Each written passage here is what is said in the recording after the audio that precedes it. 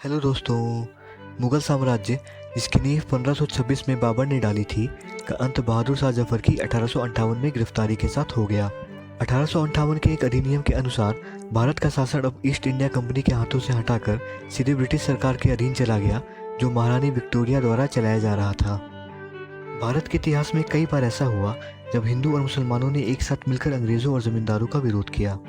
1857 में सिपाही विद्रोह, 1859-60 में बंगाल में नील आंदोलन, 1873 में पवाना का आंदोलन, 1879 में महाराष्ट्र में बलवंत फाकड़े के नेतृत्व में किसान आंदोलन, पंजाब में बाबा राम सिंह के नेतृत्व में कुका आंदोलन।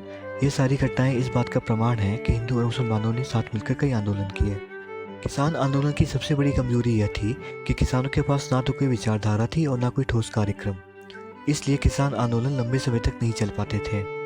लेकिन इतना अवश्य था कि किसान आंदोलन ने पढ़े लिखे वर्गों में प्रेरणा और राष्ट्रीयता की भावना जगा दी और आगे चलकर इन्हीं लोगों के नेतृत्व में 1885 में कांग्रेस की स्थापना हुई। लेकिन राष्ट्रीयता की भावना का जागरण मुसलमानों में हिंदुओं की अपेक्षा धीरे धीरे हुई। सन 1857 में एक समय ऐसा था जब भारत में हिंदू और मुसलमानों ने मिलकर अंग्रेजों का विरोध किया, लेकिन इसे कठोरतापूर्वक दबा दिया गया। सिपाही विद्रोह की सारी जिम्मेदारी ब्रिटिश सरकार ने भारत के मुसलमानों के ऊपर थोपी। अतः विद्रोह के बाद मुसलमान ही ब्रिटिश घृणा के शिकार हुए। कई इलाकों में मुस्लिम परिवारों को तबाह कर दिया गया और उनकी जमीन जायदाद भी छीन ली गई। सैयद अहमद खां 1857 के विद्रोह के बाद मुसलमानों की गिरती हुई राजनीतिक, सामाजिक और आर्थिक स्थिति से काफी परेशान थे। उन्होंने मुसलमानों से अंग्रेजों के प्रति विश्वास पात्र बने रहने का आग्रह किया। 1864 में अहमद खां ने अनुवाद समाज की स्थापना की, जिसका नाम बदलकर अलीगढ़ मुस्लिम यूनिवर्सिटी रखा गया। अहमद खान ने हिंदू मुस्लिम एकता के संबंध में अनेक बातें कहीं। उन्होंने मुसलमानों को यह सलाह दी कि यदि गौ हत्या बंद करने से हिंदू और मुसलमानों में प्रेम और दोस्ती का नाता बनता है तो गौ हत्या बंद कर देनी चाहिए। हिंदुओं की दृष्टि में वे एक राष्ट्रीय नेता थे। लेकिन अहमद खां का यह राष्ट्रवादी दृष्टिकोण कांग्रेस की स्थापना के बाद बदल गया। उन्होंने कांग्रेस के विरुद्ध जोरदार आंदोलन चलाया और मुसलमानों को भी कांग्रेस से दूर रहने की सलाह दी। मुसलमानों के एक अन्य गुट का नेतृत्व सैयद आमिर अली कर रहे थे। आमिर अली का यह मत था कि मुसलमान शिक्षा की दृष्टि से पिछड़े हुए हैं, इसीलिए मुसलमानों के लिए अलग शिक्षण संस्थान खोलने और सरकारी नौकरी दिलाने के लिए वे संघर्ष करते रहे। इसी उद्देश्य से उन्होंने कराची में एक मुस्लिम कॉलेज की स्थापना की। हालांकि कभी कभी हिंदू नेताओं के साथ उनका संपर्क रहा, मगर वे हिंदू मुस्लिम की राजनीतिक एकता और समान नागरिकता के विचार के विरोधी थे। इस प्रकार सैयद अहमद खां और आमिर अली ने कभी भी कांग्रेस के कार्यों को नहीं सराहा और मुसलमानों को भी कांग्रेस में जाने से रोका। लेकिन भारतीय मुसलमानों का एक दल ऐसा भी था जो शुरुआत से ही कांग्रेस के साथ रहा और कांग्रेस के राष्ट्रीय आंदोलन में खुलकर हिस्सा लिया। इन लोगों ने मुस्लिम नेताओं की कट्टरपंथी नीतियों की आलोचना की, अतः ये राष्ट्रवादी मुसलमान के रूप में जाने गए। भारतीय राष्ट्रवादी आंदोलन के आरंभिक दिनों में बदरुद्दीन तैयबजी एक महान नेता साबित हुए। सन 1885 में तैयबजी ने मुंबई के प्रसिद्ध नेता फिरोज शाह मेहता तथा केटी टैलंग के साथ मिलकर मुंबई प्रेसिडेंसी एसोसिएशन की स्थापना की। तैयबजी के विचार से सही मार्ग यह था कि मुसलमान कांग्रेस में हिस्सा लें और उनके साथ विचार विमर्श करें। उनका कहना था कि मुसलमानों की समस्या का समाधान कांग्रेस के साथ मिलकर किया जा सकता है। जब 1887 में कांग्रेस का तीसरा अधिवेशन मद्रास में हुआ तो बदरुद्दीन तैयबजी उसके अध्यक्ष बने। उन्हें भारतीय कांग्रेस का पहला मुस्लिम अध्यक्ष बनने का गौरव प्राप्त हुआ। 1905 में लॉर्ड कर्जन ने बंगाल का विभाजन किया, जिसका पूरे देश में विरोध हुआ। बंगाल में राजनीतिक चेतना प्रबल हो गई और वहां स्वदेशी समर्थन और विदेशी वस्तुओं के बहिष्कार का आंदोलन शुरू हो गया। यह आंदोलन धीरे धीरे पूरे भारत में फैला। चारों ओर वंदे मातरम के नारे लगाए जाने लगे। जगह जगह सभाएं आयोजित की जाने लगी, जिनमें हिंदू और मुसलमानों ने जोश, उत्साह और निष्ठा के साथ हिस्सा लिया। आपसी प्रेम को प्रकट करने के लिए हिंदू और मुसलमानों ने एक दूसरे को राखी भी बांधा। हालांकि स्वदेशी आंदोलन के दौरान धार्मिक और राजनीतिक दृष्टि से हिंदू और मुसलमानों में विरोध भी उत्पन्न हुआ। 1 अक्टूबर 1906 को आगा खां के नेतृत्व में भारत के 35 प्रमुख मुसलमानों का एक प्रतिनिधिमंडल शिमला में वायसराय लॉर्ड मिंटो से मिला और अनेक मांगें रखी। वायसराय ने उनकी सारी मांगें पूरी कर दी।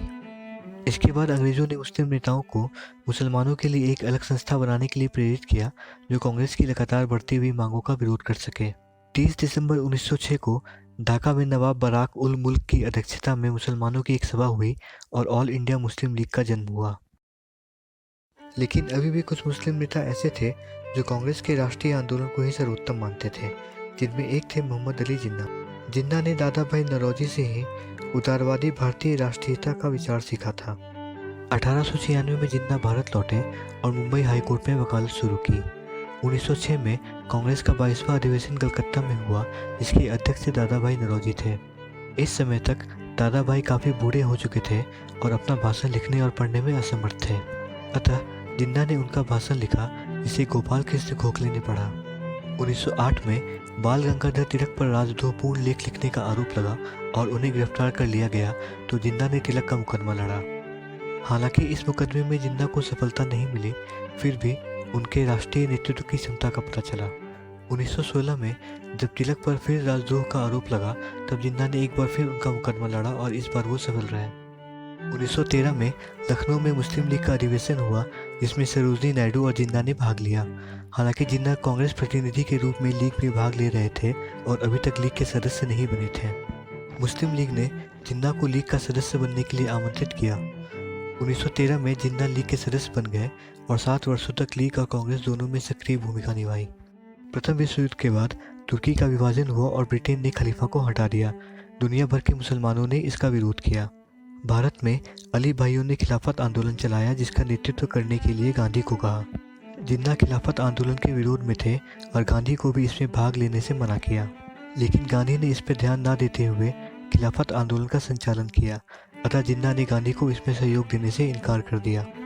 1922 में जिन्ना ने मोतीलाल नेहरू और M.R. जयकर से मिलकर एक नई पार्टी बनाने का प्रयास किया, पर उन्हें सफलता नहीं मिली। इस समय जिन्ना एक प्रकार के राजनीतिक अकेलेपन से गुजर रहे थे। खिलाफत आंदोलन के प्रति जिन्ना का विरोध को अनेक खिलाफत नेताओं ने पसंद नहीं किया तथा उन्हें देशद्रोही माना जाने लगा। धीरे धीरे कांग्रेस और जिन्ना के बीच मतभेद होने लगे और जिन्ना कांग्रेस से अलग होते गए और मुस्लिम लीग के करीब आते गए। 1923 तक भारत में एक तनाव की स्थिति उत्पन्न होने लगी। आर्य समाज के शुद्धि आंदोलन के विरोध में उलेमानों ने जबलीग आरंभ किया।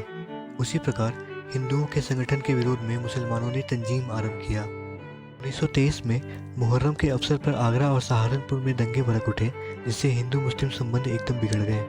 आगे के समय में हिंदू और मुस्लिम के रिश्ते खराब होते गए, जिससे कांग्रेस और ब्रिटिश शासन सुधारने में नाकाम रही।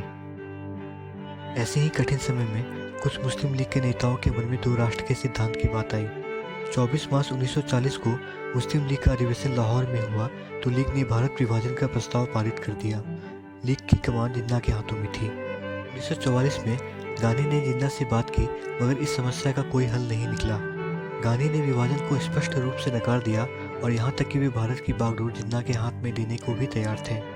वायसराय लॉर्ड वेबल ने 25 जून 1945 को शिमला में कांग्रेस और मुस्लिम लीग के बीच समझौता करवाने की एक नाकाम कोशिश की। अब देश का बंटवारा होना तय था।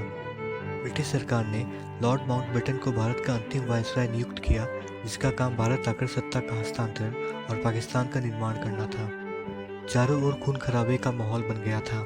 ऐसे ही समय में ब्रिटिश पार्लियामेंट ने भारतीय स्वतंत्रता अधिनियम बिल पास कर दिया और 2 स्वतंत्र राष्ट्रों का जन्म हुआ, हिंदुस्तान और पाकिस्तान। फिर दुनिया का सबसे बड़ा पलायन हुआ। 1 करोड़ से अधिक लोग अपनी जमीन जायदाद छोड़कर इधर उधर भागे। खूब धर्म परिवर्तन हुए। कितने लोग मारे गए उसका कोई हिसाब नहीं रखा गया। 14 अगस्त 1947 को पाकिस्तान का जन्म हुआ।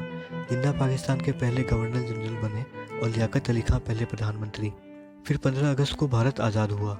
फूट डालो और राज करो की नीयत से अंग्रेज़ों ने हिंदू और मुसलमानों को लगभग 75 वर्षों तक लड़वाया। किताब मुस्लिम सियासत में कांग्रेस, मुस्लिम लीग, देश का विभाजन और अनेक मुस्लिम नेताओं के बारे में विस्तार से बताया गया है। धर्म और जाति के अलावा सत्ता हासिल करने के लिए आरक्षण की मांग किसी देश को कहां तक प्रभावित कर सकता है, यही इस पुस्तक का निचोड़ है। यह किताब फ्लिपकार्ट, नोशन प्रेस और अन्य ऑनलाइन प्लेटफॉर्म पर उपलब्ध है। आप डिस्क्रिप्शन में दिए गए लिंक से खरीद सकते हैं। अपना समय देने के लिए शुक्रिया।